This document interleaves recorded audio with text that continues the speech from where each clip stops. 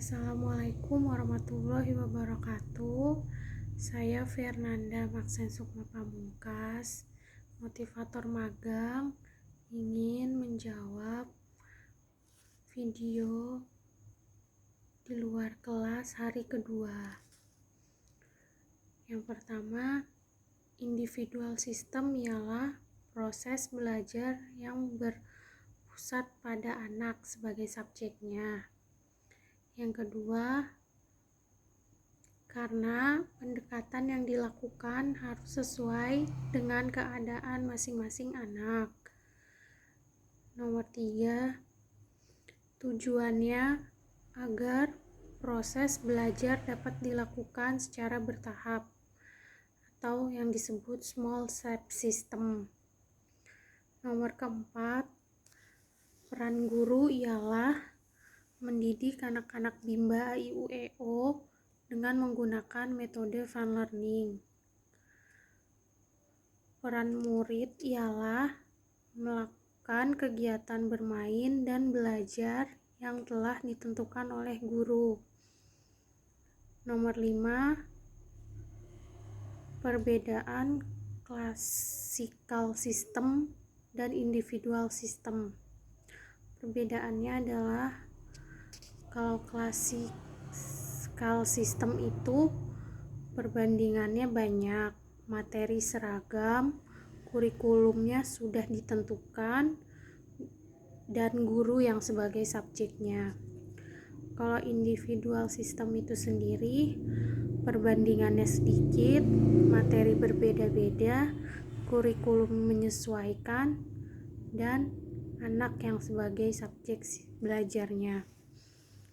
Nomor ke-6, yang pertama harus mempelajari dan mengenal karakter setiap anak didiknya.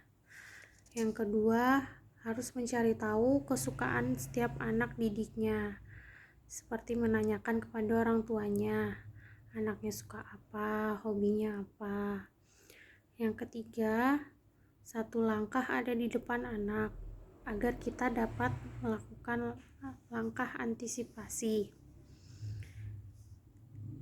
Yang keempat, jangan minta dimengerti oleh anak, karena harus kita yang mengerti dan memahami mereka. Yang kelima, berikan reward dan lakukan evaluasi afektif setiap saat. Nomor 7, dampaknya ialah anak menjadi semangat saat mengikuti pembelajaran di Bimba IUEO. Nomor 8, dampaknya ialah anak menjadi susah diatur, tidak merasakan kenyamanan, dan sulit mengikuti pembelajaran di Bimba IUEO. Yang pertanyaan B tentang variation skill.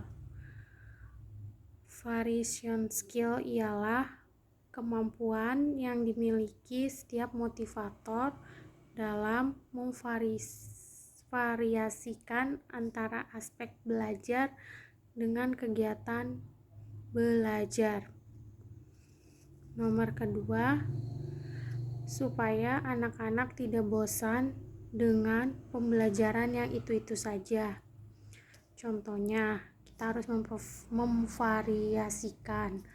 Jangan kita kasih baca aja, diselingin, habis baca kita bacain dongeng atau kita suruh mewarnai. Nomor ketiga, tujuannya agar anak tidak merasa bosan, semakin tertarik, bersemangat, serta antusias dalam kegiatan bermain sambil belajar di Bimba IUEO. Nomor 4, ada kemampuan afektif, kemampuan kognitif, dan yang terakhir kemampuan psikomotorik. Nomor 5, kegiatan seperti membaca dan berhitung. Nomor 6, kegiatan afektif seperti bernyanyi, berdialog, berdongeng, dan bercerita. Nomor 7, kegiatan psikomotorik dibagi menjadi 2, yaitu motorik kasar. Motorik kasar itu disebut dengan kegiatan yang berkaitan dengan penggunaan tangan dan kaki. Contohnya, kegiatannya itu dengan menangkap, melempar, dan menari. Ada juga motorik kasar. Motorik kasar itu kegiatan yang berkaitan dengan penggunaan jari tangan. Contoh kegiatannya itu seperti mewarnai, menarik garis, dan menulis. Nomor 8, dengan cara mengenali karakter anak dan bisa juga dengan menggunakan teori Bandul, yang dimana kegiatan utamanya adalah bacaan-bacaan. Yang C, teori dasar. Apa yang dimaksud dengan the law of effect? The law of effect itu ialah ketika kita melakukan suatu kegiatan yang menyenangkan, maka akibatnya akan diulang. Nomor kedua, apa yang dimaksud the law of exegesis? Ialah ketika suatu kegiatan yang terus diulang, maka akan berdampak mampu. Nomor ketiga, apa yang dimaksud dengan the law of readiness? The law of readiness adalah kegiatan seorang semakin mampu, maka semakin siap dan terampil, serta prosesnya pun akan semakin menyenangkan. Sekian jawaban dari saya. Terima kasih. Maaf jika ada salah-salah kata. Wassalamualaikum warahmatullahi wabarakatuh.